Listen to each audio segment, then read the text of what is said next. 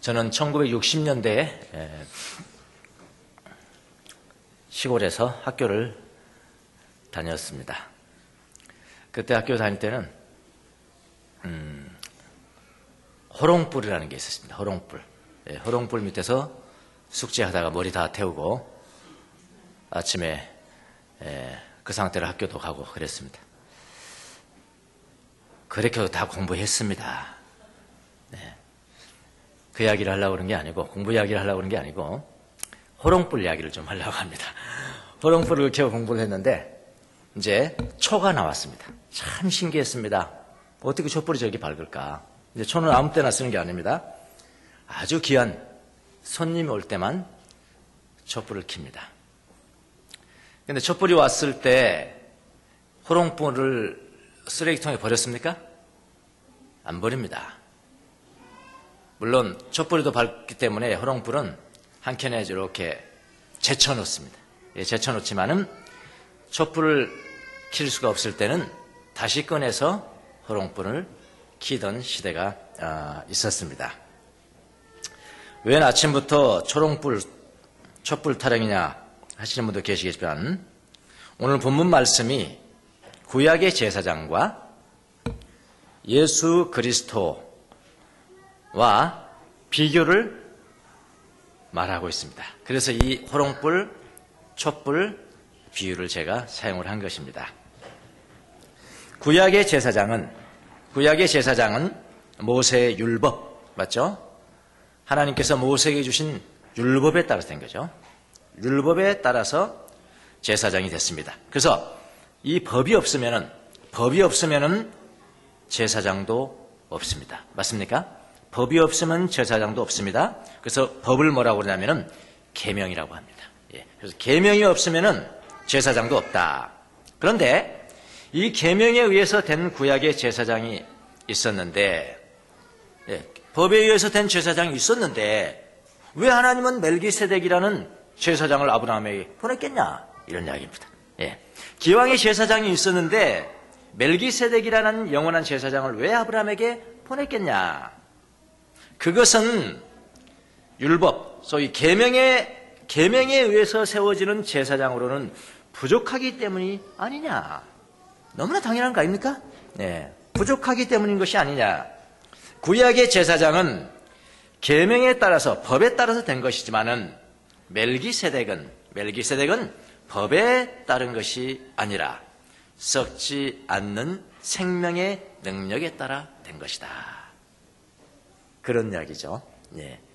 구약의 제사장은 법에 의해서 된 거고, 멜기세덱은 법에 온 것이 아니야. 하나님의 맹세에 따라 된 거야. 영원히 썩지 아니하는 능력에 따라 된 것이다. 이 생명의 능력에 따라 된 영원한 제사장이 바로 누구냐? 오늘 나오죠. 예수 그리스도시다. 그런 이야기. 그래서 계명에 따라 된 제사장이 있는 가운데 영원한 제사장이신 예수가 오신 거죠. 자, 이것을 성경 18절에 이하에서 뭐라고 표현했냐면 이렇게 묘사를 했습니다. 18절에 보니까 전에 있던 계명은 무력하고 무익함으로 뭐 하게 됐다고요? 폐지되었습니다. 이렇게 이야기를 했습니다. 그래서 율법은 아무것도 완전하게 하지 못하였습니다. 그래서 하나님께서는 더 좋은 소망, 그러니까 율법 가지고는 안 되니까, 그 계명 가지고는 안 되니까, 그 제사장 가지고는 안 되니까 더 좋은 소망을 우리에게 주셨습니다. 이렇게 표현했죠? 이렇게 표현했습니다. 성경에는요. 자, 전에 있던 계명 그랬습니다. 전에 있던 계명, 더 정확하게는요, 전에 인도하던 율법, 이렇게 생각합니다. 전에 인도하던 율법은 무력하다 그랬죠. 무력하다. 이건 더 정확하게는 병들었다. 병들었다는 건 뭐죠? 약하다. 약한 건 뭐죠? 완전하지 못하다. 그런 이야기입니다. 율법은 병들었고 완전하지 못하다. 그 다음에 뭐라고 그러냐면은 무익하다. 무익하다는 건 뭐죠? 쓰이지 않는다. 촛불 왔을 때 호롱불 이렇게 적혀놨듯이 쓰이지 않는다. 쓰이지 않아서. 그 다음에 뭐라고 그러냐면 폐하여졌다 그랬습니다. 폐하여졌다. 아페테시스 헬라어로인데요. 물론 법적인 용어로는, 법 적용어로는 뭐라고 하냐면은 무효다. 이 법이 무효다. 무효라는 뜻도 있지만은요, 한켠으로 제쳐두다. set aside. 예, 한켠으로 제쳐두다. 제쳐놓다는 겁니다. 파괴시켜버린 게 아닙니다. 제쳐놓습니다.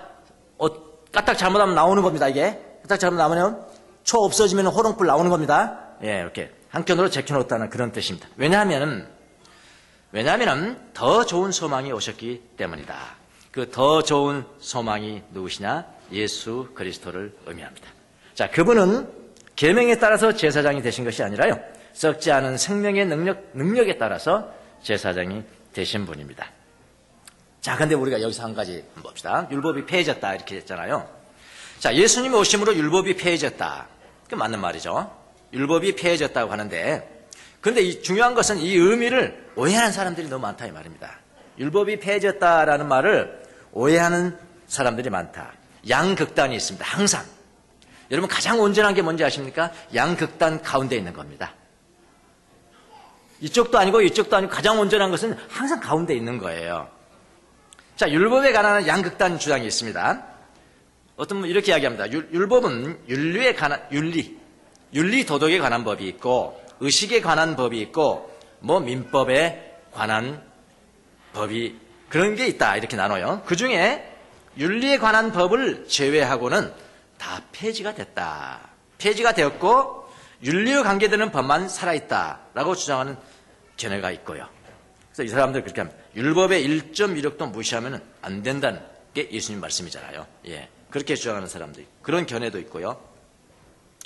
그래서 모든 율법은 완전히 폐지가 되었다.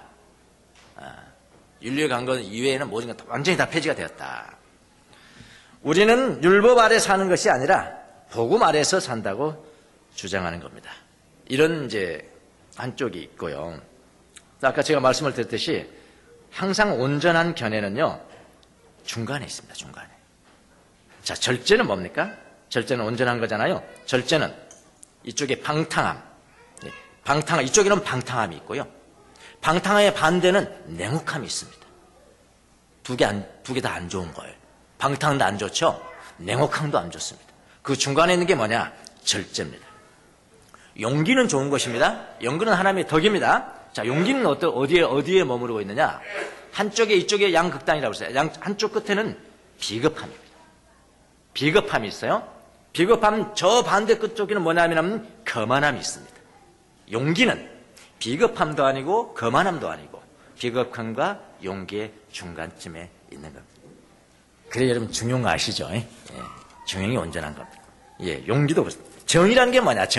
정의는요, 한쪽 끝에는 뭐냐면 탐욕이 있습니다. 탐욕. 한쪽 끝에는 탐욕이 있고요.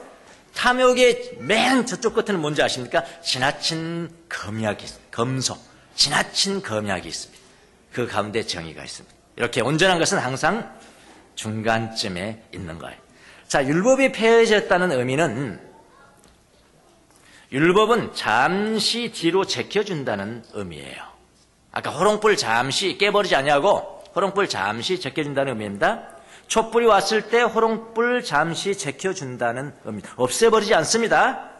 촛불이 역할 못할 때 호롱불 다시 켭니다. 예수님이 오셨다고 십계명이 없어진 거 아닙니다. 십계명은 율법이잖아요. 법이잖아요. 십계명이 없어진 거 아니에요. 잠시 물러나 있습니다. 자, 법에는 도둑질하지 말라고 기록되어 있습니다. 법에는 도둑질하지 말아라는데 예수님이 오셨습니다. 예수님은 뭐라고 한 수 더 뜨는데 남의 물건을 보고 탐하는 사람은 도둑이다. 남의 물건을 보고 탐하는 사람은 도둑이다. 그러니까 남의 물건을 보고 탐하지 않는 것에 이미 도둑질하지 말라는 계명이 포함되어 있는 겁니다. 이때 십계명은 잠시 자리를 비켜있죠. 그러니까 예수님이 그랬잖아요. 내가 율법을 폐하러 온 줄 아냐? 율법을 어떻게? 완전하게 하기 위해서 왔다. 그런데 예수님의 말씀을 모를 때는요, 그에게는 십계명은 여전히 역할을 하는 거죠. 이해가 되십니까? 율법과 복음 사이에 이해가 되시냐고요. 알긴 같기도 하고 말해보라면 무슨 말인지 몰라요. 예, 그래서 제가 더했습니다. 율법과 복음. 율법이 폐해졌다는 의미가 뭔가를 하면 되겠습니다. 자, 근데 오늘은 이제 주제는 더 좋은 소망이신 예수님은 구약의 제사장이 하지 못하는 일을 하신다는 거죠. 그렇죠? 법에 따른 구약의 제사장이 하지 못한 일을 하신다. 그것이 뭐냐? 많은 거 볼 수 없고요. 시간상 두 개만 볼게요. 두 개만. 예. 구약의 제사장이 할 수 없는 일을 더 좋은 소망이신 예수님이 하시는데 그것이 뭐냐? 두 가지만 보겠습니다. 더 좋은 소망이신 예수님은요, 우리를 하나님께 아주 가까이 가게 한다 그랬습니다. 가까이 가게 한다. 사람이 완전해지는 것은 하나님과 연결이 되었을 때 가능합니다. 하나님과 바른 관계를 맺지 못하면은 그 어떤 사람도 완전하지 않습니다. 어떤 사람은 계명을 모두 지키면서 살아가는 사람이 있어요. 그쵸? 그야말로 부처님 가운데 토막. 부처님 가운데 토막같이 살아가는 사람이 있지만은 하나님과 관계를 맺지 못하면 그건 완전하지 않다 이 말입니다. 완전하지 않습니다. 그래서 율법으로는 구원을 얻을 수 없다는 말이 바로 그겁니다. 율법은 불완전한 거예요. 율법의 약점이 바로 그겁니다. 그러나 예수님은 우리를 하나님 앞으로 가까이 인도하신다죠. 19절을 보십시오. 19절. 율법은 아무것도 완전하게 하지 못하였습니다. 그래서 하나님께서는 더 좋은 소망을 우리에게 주셨습니다. 우리는 이 소망을 힘입어 하나님께 가까이 나아갑니다. 자, 가까이 가다 앵기죠. 우리는 하나님께 가까이 가서 그의 품에 안기는 겁니다. 하나님 품에 안기는 것은 누구를 통해서요? 그분을 더 좋은 소망을 통해서 그것이 가능하답니다. 여러분, 종이라는 것은요, 주인의 품에 안기지 못합니다. 종은 주인의 품에 안기지 못해요. 그러나 아들은 아버지의 품에 안기는 거예요. 이게 가까이 가답니다. 품에 안기는 것이 가까이 가는 겁니다. 우리가 하나님의 품에 안기는 것은 오직 예수 그리스도를 통해서만이 그렇게 되는 거예요. 그래서 그분을 갈망하는 거죠. 이게 바로 뭐냐면은 더 좋은 소망이다. 율법이 할 수 없는 한 가지, 그러니까 중요한 한 가지가 바로 그겁니다. 또 다른 한 가지가 있습니다. 또 구약의 제사장이 할 수 없는 것을 예수님이 하실 수 있는데 그것이 뭐냐면은 예수님은 하나님과 인간 사이에 화해의 보증이 되셨다는데요. 여기 성경에 보증이 되실 때 보증 아시죠? 보증이란 말 다 아시죠? 더구나 남편들은 다 아시죠? 이거 한 번씩 다 해봤어요. 이거 보증이 되셨다. 인간과 하나님 사이에 화해의 보증이 되셨다. 어느 선교사가 원시 부족에게로 이제 선교하러 떠났다는데요. 하루는 방 안에 있는데 밖에서 막 떠드는 소리가 납니다. 부족들이 막 떠드는 소리가 나서 밖에 나가봤습니다. 그랬더니 이상한 의식이 행해지고 있는 겁니다. 예전에는 두 부족이 완전히 원수처럼 지냈는데 그날은 두 부족이 모인 거예요. 이쪽에 한 부족이 모이고요, 저쪽에 한 부족이 모이는데 어떤 의식을 행하고 있냐면은 이쪽의 부족의 아들, 추장이겠죠? 추장의 아들을 이쪽으로 보내는, 이쪽 부족으로 보내는 그런 의식이 밖에서 행해지고 있는 겁니다. 이게 뭡니까? 이게 뭡니까? 라고 물었더니 뭐라고 그러냐면 한쪽의 자녀를 보내는 것은 평화의 보증으로, 내가 이걸 보내는 것은 당신들을 침공하지 않겠습니다.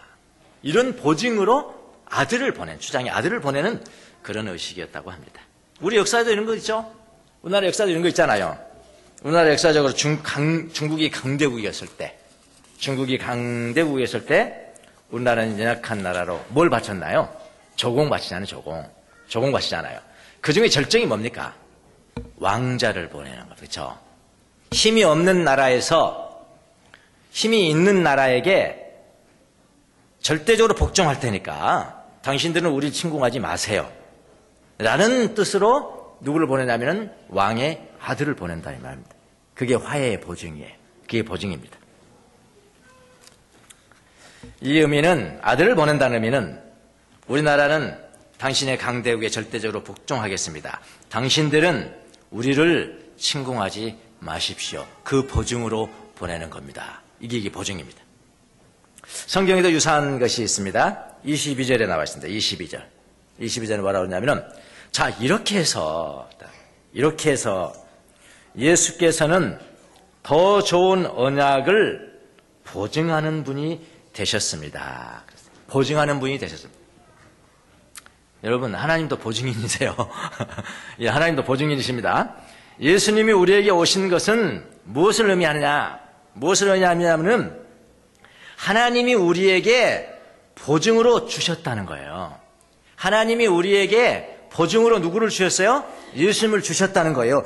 구약의 제사장은 그게 불가능합니다. 제사장은 보증될 수가 없어요. 예수님만이 가능한 겁니다. 하나님이 우리에게 보증으로 예수님을 주셨다는 겁니다. 그래서 예수님은 보증이에요.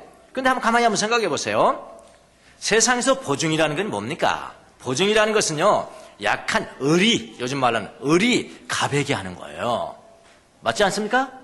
이 세상에서는 보증이라는 것은 약한 자가 강한 자에게 바치는 것입니다. 여러분, 빚보증을 생각해 보세요. 은행이 여러분에게 보증 쓰는 거 봤어요? 우리가 은행한테 보증 쓰는 거잖아요. 보증 쓰는 겁니다. 을이 가베게 하는 것이 보증이에요. 그런데 이거는 이 땅에서의 원리고요. 하나님 나라에서 그 반대가 가능한 겁니다. 그 반대가 뭐냐? 강하신 하나님께서 약한 여러분과 저를 위해서 보증을 주셨다 이 말이에요. 이게 놀라운 일 아닙니까?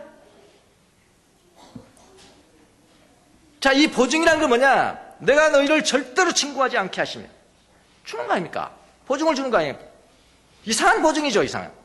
그렇잖아요. 갑이 을에게 보증을 준다는 거예요. 절대 내가 친구하지 않겠다고 하면서 보증을 주는 이상한 논리입니다. 이건 하나님의 나라에서만 있는 것입니다. 이게 왜 가능할까요? 사랑 때문에 가능한 겁니다. 사랑이 없으면 이건 불가능해요. 여러분, 사랑하면은 약자가 돼요. 참 신기하죠? 사랑하면 약해지는 겁니다. 강해지는 것 같죠? 약해지는 거예요. 박박히잖아요. 여러분 자녀들한테 박박히잖아요.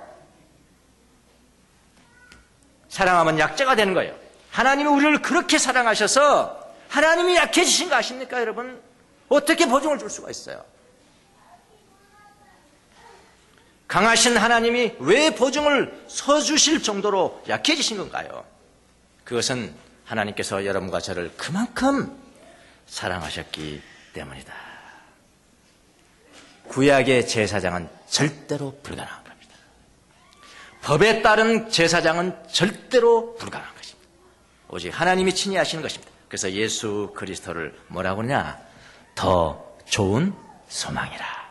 그분을 통해서 하나님 품 안에 안기고 그분은 하나님께서 우리에게 보증이 되셨고, 자, 예수님이 우리에게 오실 때는요, 우리에게 보증이 됐죠?